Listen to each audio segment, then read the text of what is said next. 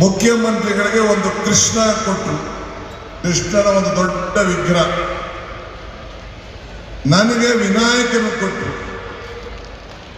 ಕೃಷ್ಣ ಬಹಳ ದೊಡ್ಡ ದೇವರು, ವಿನಾಯಕ ಎಲ್ಲ ವಿಘ್ನಗಳನ್ನ ನಿವಾರಣೆ ಮಾಡುವಂತ ವಿನಾಯಕನನ್ನು ನನಗೆ ಕೊಟ್ಟರು. ವಿಜಯಕ್ಕೆ ನಾಯಕ ವಿನಾಯಕನ ಕೂಡ. ಸೊ ಅದಕ್ಕೆ ಅವರಿಗೆ ನಾನು ಅಭಿನಂದನೆಗಳನ್ನ ಧನ್ಯವಾದಗಳನ್ನ ಅರ್ಪಿಸಲಿಕ್ಕೆ ನಾನು ಬಯಸ್ತಾ ಇದ್ದೇನೆ. ನಮ್ಮ ಹಳ್ಳಿಲಿ ಒಂದು ಮಾತು ಹೇಳ್ತಾರೆ,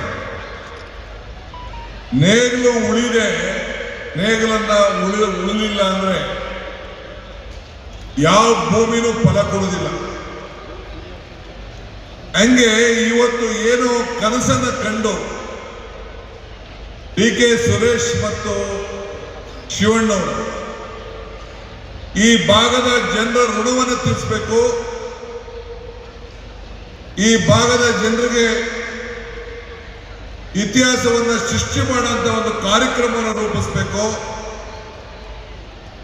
ಬರೀ ಕನಸು ಕಾಣಿದ್ರೆ ಸಾಲದು, ಆ ಕನಸನ್ನ ಕಾರ್ಯರೂಪಕ್ಕೆ ತರಬೇಕು ಅಂತ ಹೇಳಿ ಏನು ಸಂಕಲ್ಪವನ್ನು ಮಾಡಿದ್ರು